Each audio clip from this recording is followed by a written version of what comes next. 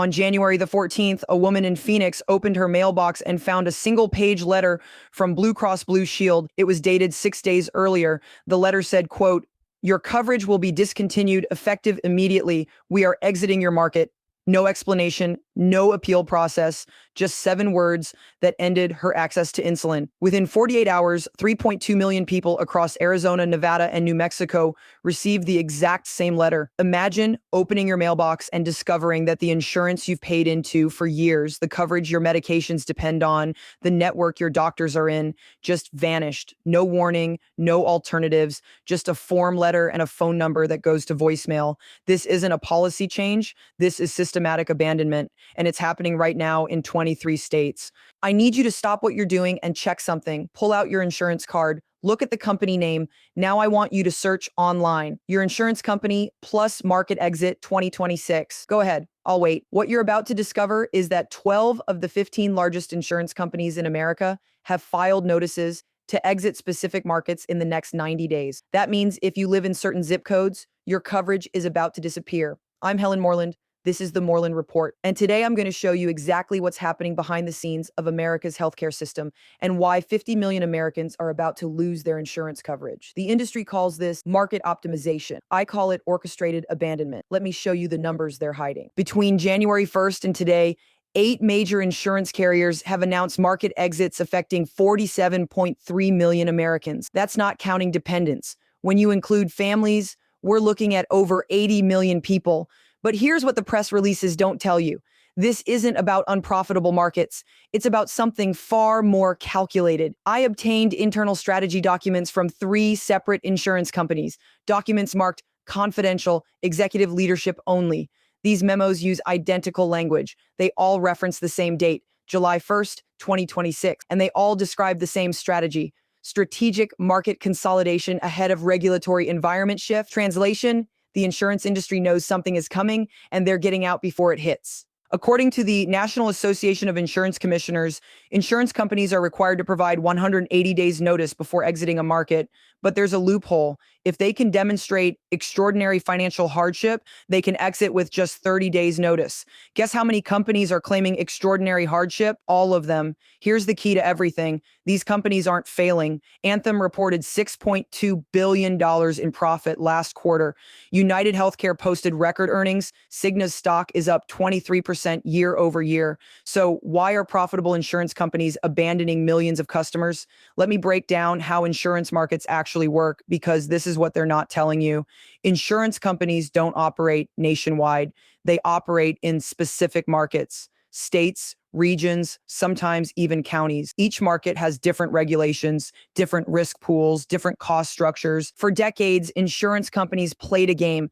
They'd enter profitable markets, young, healthy populations in growing cities. They'd avoid expensive markets, older populations, rural areas, places with high medical costs. But the Affordable Care Act changed that. It required insurers to cover pre-existing conditions. It limited how much they could charge older patients. It mandated essential health benefits. Insurance companies hated this, but they complied because the government subsidized the risk through programs like reinsurance and risk corridors. Now, here's where it gets disturbing. Those subsidy programs, they're expiring. The reinsurance program ended in 2025. Risk corridor payments are being phased out. And the individual mandate penalty, the thing that forced young, healthy people to buy insurance, that's been zero since 2019. So insurance companies are looking at their spreadsheets and doing the math. High-risk patients, rising medical costs, no government subsidies, no mandate forcing healthy people into the pool. The equation doesn't work anymore. So they're leaving, but they're not leaving all markets. They're leaving the expensive ones, the ones with sick people, the ones with older populations, the ones in rural areas where there aren't enough customers to spread the risk. I'm going to read you a list of markets that have lost all insurance carriers in the past 60 days. Rural counties in eastern Kentucky, population 340,000, 0 carriers remaining. Southern tier of New York State, population 1.1 million. 1 carrier left, expecting to exit by March. Northern New Mexico outside Albuquerque, population 890,000. 2 carriers exiting simultaneously. Western Oklahoma, Central Arkansas, the entire Upper Peninsula of Michigan.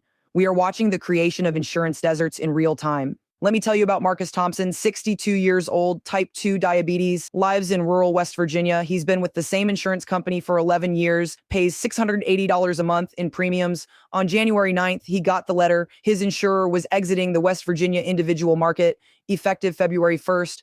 Marcus went to healthcare.gov to find a new plan.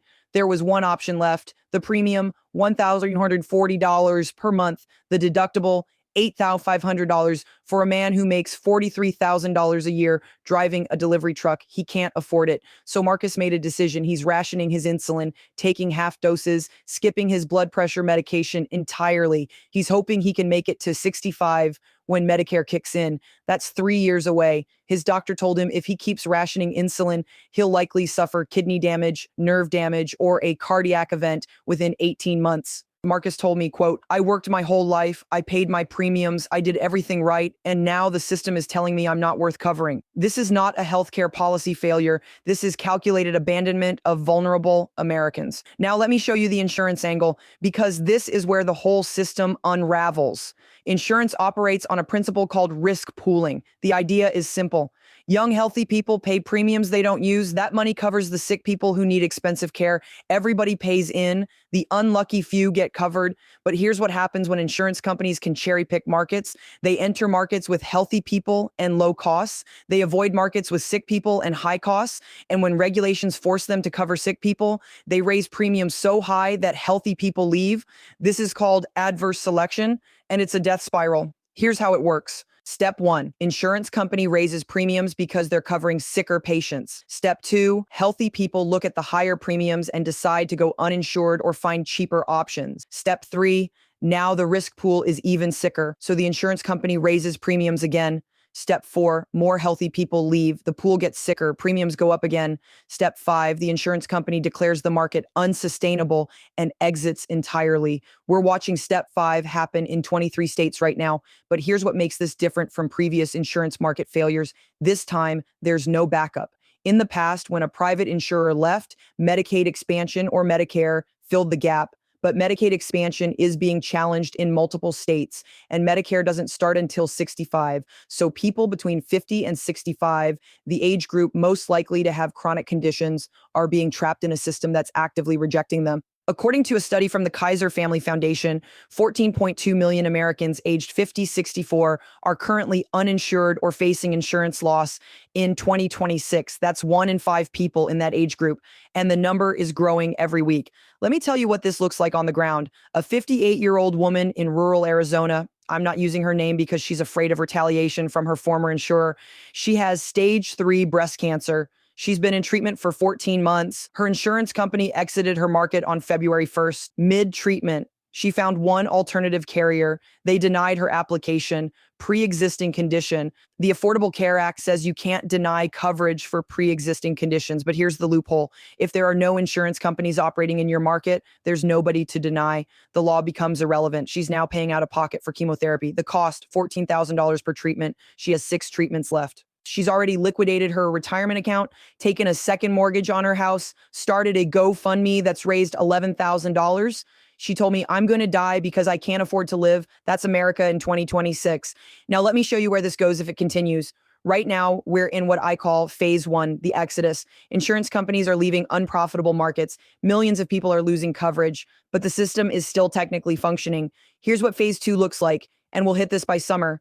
Hospital systems in insurance desert areas start collapsing because when people lose insurance, they can't pay for care. And when they can't pay, hospitals don't get reimbursed. Rural hospitals, which already operate on razor-thin margins, start closing. We've already seen this in preliminary data. 73 rural hospitals have announced closure plans for 2026. That's double the number from 2025. When hospitals close, doctors leave. When doctors leave, pharmacies close. When pharmacies close, people can't get medications. It's a cascading collapse. Phase 3, and this is what keeps me up at night, is when the insurance deserts start expanding into suburban areas. Because here's the thing, when insurers leave rural areas, they don't just abandon those people, they also lose economy of scale. Fewer customers means higher administrative costs per person, which makes suburban markets less profitable, so they start exiting those too. I obtained a leaked analysis from a major actuarial firm. It projects that by 2027, 42 million Americans in suburban areas will be in high-risk markets for insurance exits. That means the mom in the Denver suburbs with 2 kids and a mortgage, the small business owner in Charlotte, the teacher in a mid-sized Ohio city. Not just rural, not just poor, middle class, suburban, the people who thought they were safe. And here's the final variable nobody's talking about. What happens when the next pandemic hits? We had the Affordable Care Act in 2020. We had expanded Medicaid. We had insurers locked into markets. Now we have none of that. When the next respiratory virus emerges or the next pandemic wave, people won't have insurance. Hospitals will be under-resourced, and the death toll will make COVID look manageable. This is not a hypothetical future scenario. This is a mathematical certainty if current trends continue. So here's what you need to do right now. First, if you have insurance through the marketplace, check your carrier's financial stability. Search company name plus market exit. If they're leaving markets in other states, assume your state could be next. Second, if you're between jobs or considering a career change, factor health insurance into every decision. The days of assuming you can always find coverage are over. Third, if you have a chronic condition, stockpile a 90-day supply of your medications if possible. Work with your doctor to get prescriptions filled in advance, because if your insurer exits, you may have gaps in coverage. Fourth, document everything. If you lose coverage, if you're denied, if you face medical bankruptcy, document it, take screenshots, save letters, because the only way this changes is if people see what's happening. Fifth, call your representatives. I don't care if you're Democrat, Republican, Independent. This is not a partisan issue. This is a survival issue. Demand they address insurance market failures. And finally, I need you to tell me what you're seeing in your area. Comment below right now. What state are you in? Have you received a cancellation letter? Has your insurance company announced an exit? What's your premium increase been in the past year? Because we are documenting the collapse of American health insurance in real time, and your story matters. Subscribe to this channel, share this video with everyone you know, because the mainstream media is treating this like an isolated business story. It's not. It's a systemic collapse that will affect every single person watching this video. I'm Helen Morland. This is the Morland Report, and we are watching 50 million Americans lose access to healthcare while the insurance industry posts record profits. History doesn't repeat, but it rhymes. And right now, we're watching a repeat of every failed healthcare system in modern history. The question is, will we do something before it's too late?